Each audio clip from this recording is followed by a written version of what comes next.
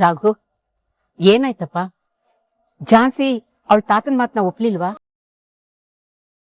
ಅಲ್ವೋ, ಅವ್ರ ತಾತ ಇರೋ ಸತ್ಯನ ಹೇಳಿದ್ರಾ ಇಲ್ಲ ಇನ್ನೂ ಕಾಲಾವಕಾಶ ಬೇಕು ಅಂತ ಕೇಳಿದ್ರಾ?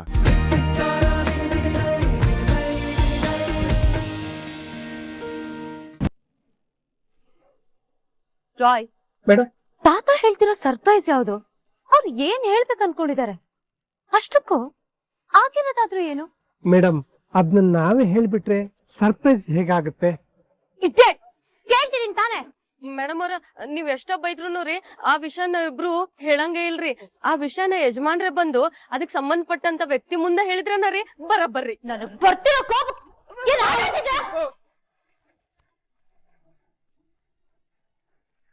ಮೇಡಮ್, ನಿಮ್ ಸರ್ಪ್ರೈಸ್ ಬಂತು. ನೀನ್ ಕಾಯೋದೇ ಬೇಡ, ನಾನೇ ಕರ್ಕೊಂಡ್ ಬರ್ತೀನಿ.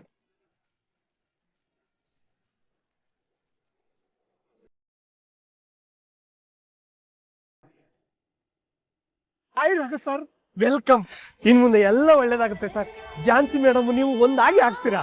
ರಾಯ್, ಝಾನ್ಸಿ ಮೇಡಮ್ಗೆ ವಿಷಯ ಹೇಳಿದ್ರಾ? ಇಲ್ಲ ಸರ್, ಆದ್ರೆ ಝಾನ್ಸಿ ಮೇಡಮ್ ಏನಿರ್ಬೋದು ಅಂತ ತಿಳ್ಕೊಳಕ್ಕೆ ತುದಿಗಾಲಲ್ಲಿ ನಿಂತಿದ್ದಾರೆ ಸರ್. ಯಜಮಾನ್ರು ಸಾಕ್ಷಿ ಸಮೇತ ತೋರ್ಸಕ್ಕೆ ಆಲ್ಬಮ್ ತಗೊಂಡ್ ಬರ್ತಿದ್ದಾರೆ. ಇನ್ ಮುಂದೆ ನಿಮ್ಮಿಬ್ರು ದೂರ ಮಾಡಕ್ಕೆ ಯಾರಿಂದನೂ ಸಾಧ್ಯ ಇಲ್ಲ ಸರ್. ವಿಷಯ ಕೇಳಿ ಫೋಟೋಸ್ ನೋಡಿ ಝಾನ್ಸಿ ಮೇಡಮ್ ಕುಣಿದಾಡ್ಬಿಡ್ತಾರೆ ಸರ್. ಹೌದು, ಈ ಬ್ಯಾಗಲ್ಲೇನ್ ಸರ್?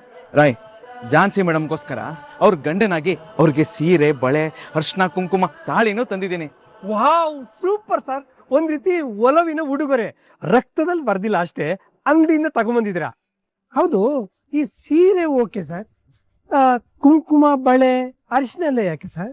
ರಾಯ್, ಝಾನ್ಸಿ ಮೇಡಮ್ ತಾಳಿ ಇಲ್ದೆ ಬರೀ ಕೊಳ್ಳಲಿದಾರಲ್ಲ, ಅದಕ್ಕೆ ಈ ಕ್ಷಣನೇ ಅವ್ರಿಗೆ ತಾಳಿ ಕಟ್ಟಿ ಅವ್ರನ್ನ ಮುತ್ತೈದೆಯಾಗಿ ನಮ್ಮನೆ ಕರ್ಕೊಂಡು ಹೋಗಕ್ ಬಂದಿದ್ದೀನಿ. Wow, super sir. ನೀವು ನಿಮ್ ಬಗ್ಗೆ ತಿಳ್ಕೊಳಕ್ಕೆ ಝಾನ್ಸಿ ಮೇಡಮ್ ತುದಿಗಾಲಲ್ಲಿ ನಿಂತಿದ್ದಾರೆ. ಬನ್ನಿ ಸರ್.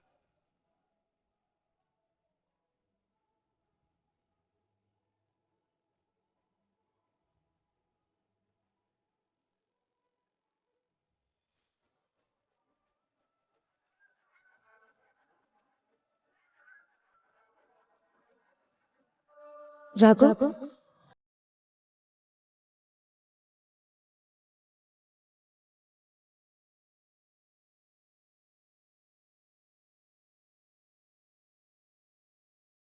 ಬಿಡು, ನಿಮಗ್ ನನ್ ನೆನಪು.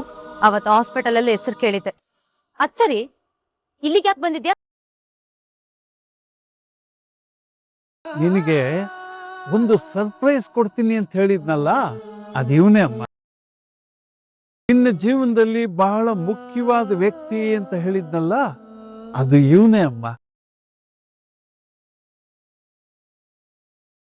ನನಗ ಅರ್ಥ ಆಗ್ತಿಲ್ಲ ತಾತ. ಇವನ್ ಹೇಗ್ ಸರ್ಪ್ರೈಸು? ಅದ್ ಹೇಗ್ ಇಂಪಾರ್ಟೆಂಟ್ ಆಗ್ತಾನೆ?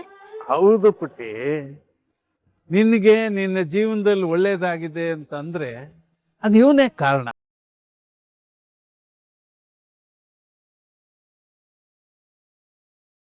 ಒಂದೇ ಮಾತಲ್ಲಿ ಹೇಳ್ಬೇಕು ಅಂದ್ರೆ, ಈಸ್ ಎ ಪರ್ಫೆಕ್ಟ್ ಜೆಂಟ್ಲ್ಮ್ಯಾನ್.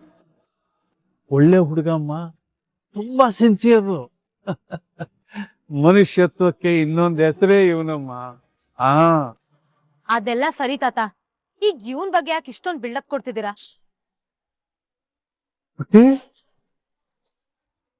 ಇದು ಬಿಲ್ಡಪ್ ಅಲ್ಲಮ್ಮ, ಸತ್ಯ ಸಂಗತಿ. ಇವತ್ ನೀನು ನಮ್ಮ ಎದುರಿಗೆ ಜೀವಂತವಾಗಿ ನಿಂತಿದ್ಯಾ ಅಂತಂದ್ರೆ ನಮ್ಮೆಲ್ಲರ ಮನಸ್ಸಲ್ಲಿ ಆನಂದ, ಸಂತೋಷ, ಸಂಭ್ರಮ, ಸಡಗರ ಎಲ್ಲ ಇರೋದಕ್ಕೆ ಕಾರಣ ಈ ಜೆಂಟ್ಲ್ಮನ್. ತಾತ ಪ್ಲೀಸ್, ಈ ರೀತಿ ಸುಮ್ನೆ ಗಂಡ ಜಾತಿನ ಹೋಗ್ಲೋದು ನನಗೆ ಇಷ್ಟ ಆಗಲ್ಲ. ಅದೇನ್ ಹೇಳ್ಬೇಕು ಅನ್ಕೊಂಡಿದ್ರು ಅದನ್ನ ಸ್ಟ್ರೈಟ್ ಆಗಿ ಹೇಳಿ. ನೀನು ಅಷ್ಟು ಬೇಗ ಸಿಟ್ಟು ಮಾಡಬೇಡ. ಹೇಳ್ತೀನಿ ಮೊಮ್ಮಗಳೇ, ಅದನ್ನ ಹೇಳಕ್ ತಾನೇ ಅದನ್ನ ಕರ್ಸಿರೋದು ನಾನು.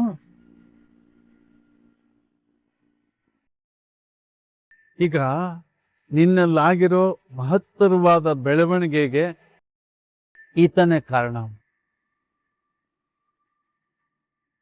ನಿನ್ನ ಜೀವನ ಬದಲಾಯಿಸಿರೋದು, ಅದಕ್ಕೆ ಕಾರಣ ಆದವನು ಇವನೇ ಅಮ್ಮ.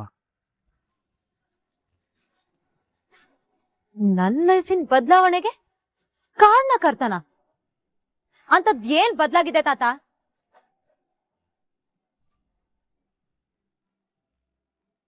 ಅದು ಆ, ಅದು ಹೇಳಿದ್ನಲ್ಲಮ್ಮ, ಎಷ್ಟು ಸಾತಿ ಹೇಳಿ, ನೀನ್ ಇಲ್ಲಿ ಜೀವಂತವಾಗಿರೋದಕ್ಕೆ, ನಾವೆಲ್ಲ ಸಂತೋಷದಿಂದ ಇರೋದಕ್ಕೆ ಈ ಮನುಷ್ಯ ಕಾರಣ. ನೀನು ಆಕ್ಸಿಡೆಂಟ್ ಆಗಿ ರೋಡಲ್ಲಿ ಬಿದ್ದಿದ್ಯಲ್ಲ, ನಿನ್ನನ್ನು ಎತ್ಕೊಂಡು ಹಾಸ್ಪಿಟ್ಲಿಗೆ ಸೇರಿಸಿ ನಿನ್ನನ್ನು ಕಾಪಾಡಿದ ಪುಣ್ಯಾತ್ಮ ಇವನೇ.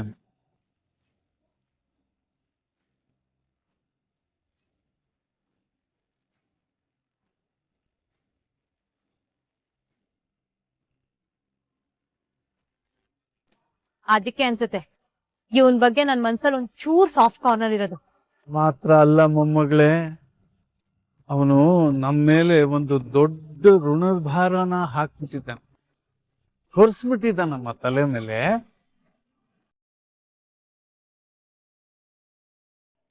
ಅದ್ರ ಬಗ್ಗೆ ನೀನ್ ಹೇಳ್ಬೇಕು ಅಂತಾನೆ ಆತನ ಕರ್ಸಿರೋದು. ಅದೇನಮ್ಮ ಅಷ್ಟೊಂದು ಆಶ್ಚರ್ಯವಾಗಿ ನೋಡ್ತಾ ಇದ್ಯಾ? ಅಲ್ಲ, ನಿನ್ನ ಪ್ರಾಣ ಉಳಿಸಿರೋದು ದೊಡ್ಡ ಋಣಭಾರ ಅಲ್ವಾ? ಅದಕ್ಕೆ ಅವನ್ ಕರ್ಸಿರೋದು. ಅವನಿಗೊಂದು ಒಳ್ಳೆ ಕಾಣಿಕೆ ಕೊಟ್ಟು ಆ ಋಣಭಾರ ಕಳ್ಕೊಳ್ಳೋಣ ಅಂತ ಅವನ ಕರ್ಸಿದ್ದಾನೆ.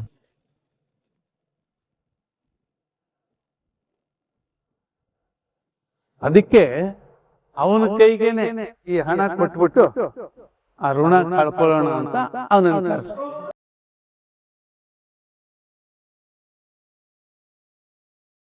ಯಜಮಾನ್ರೆ, ಏನ್ ಯಜಮಾನ್ರೆ, ನಾನ್ ಮಾತಾಡ್ತಾ ಇದ್ದೀನಲ್ಲ, ನೀನ್ ಯಾಕೆ ಮೂಗ್ ತೋರಿಸ್ತೀಯ? ತಪ್ಪಾಗಿ ನಿಂತ್ಕೋ.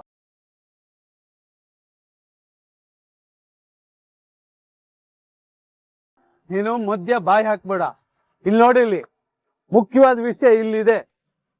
ತಗೋಪುಟ್ಟಿ, ಈ ದುಡ್ಡು ಅವನಿಗೆ ಕೊಟ್ಟು ನೀನ್ ಕೈಯಾರ ಕೊಟ್ಬಿಡು.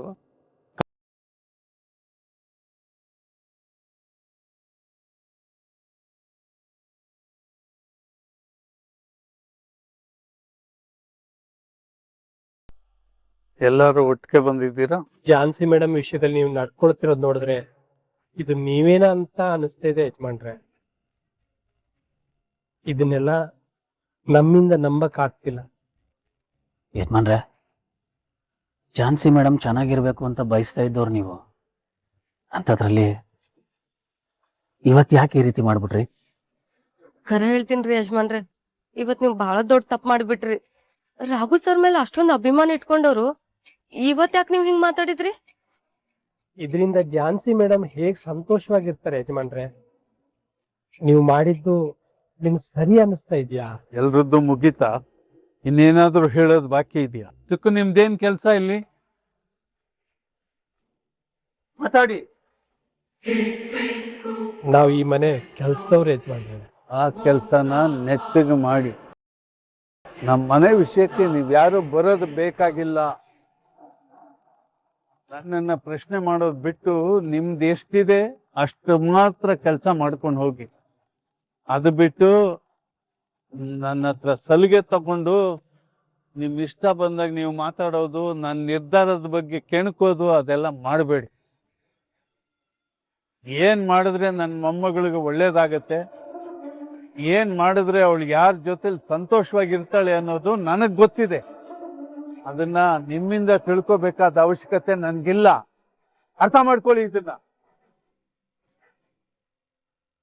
ಯಜಮಾನ್ರೆ, ನಾವು ಈ ಮನೆ ಉಪ್ಪು ತಿಂದಿದ್ದೀವಿ, ಕೆಲ್ಸದವ್ರಕ್ಕಿಂತ ಪ್ರೀತಿ ಸಿಕ್ಕಿದೆ.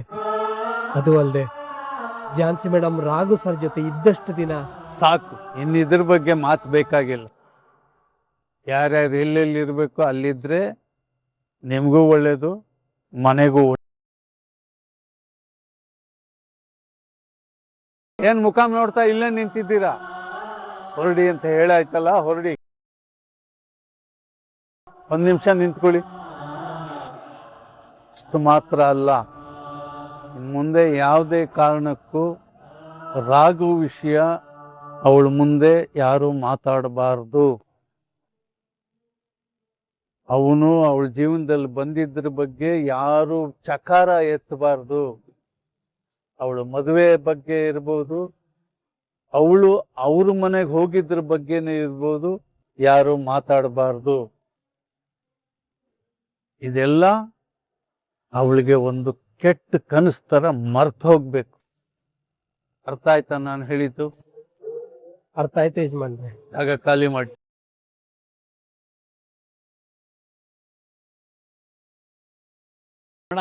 ಬೇಗ ಮದುವೆ ಊಟ ಹಾಕ್ಸು.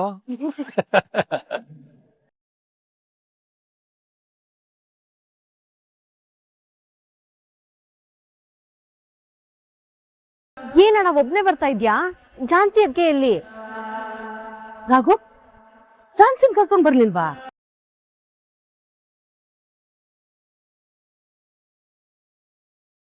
ಅವನು ಸೀರೆ ತಗೊಂಡಿರೋ ಬ್ಯಾಗನ್ನು ಹಿಡ್ಕೊಂಡು ಈ ರೀತಿ ದುಃಖದಿಂದ ಬಂದಿದ್ದಾನೆ ಅಂದ್ರೆ ಏನೋ ಆಗಿದೆ ಅಂತ ಅರ್ಥ ತಾನೆ. ರಾಘು, ಏನಾಯ್ತಪ್ಪ?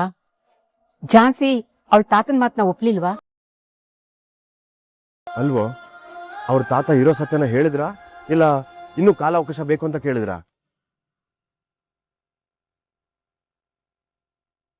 ರಾಘು, ನೀನ್ ಈ ತರ ಸೈಲೆಂಟ್ ಆಗಿ ನಿಂತ್ಕೊಂಡ್ರೆ ನಾವೇನ್ ತಿಳ್ಕೊಳ್ಳೋದು? ಏನಾಯ್ತಂತ ಹೇಳು. ಅಣ್ಣ ಪ್ಲೀಸ್, ಹೋಗ್ಬೇಕಾದ್ರೆ ಅಷ್ಟೊಂದು ಖುಷಿಯಿಂದ ಹೋದವನು ಯಾಕೆ ಹೀಗ್ ಬೇಜಾರ್ ಮಾಡ್ಕೊಂಡ್ ಬರ್ತಿದ್ಯಾ?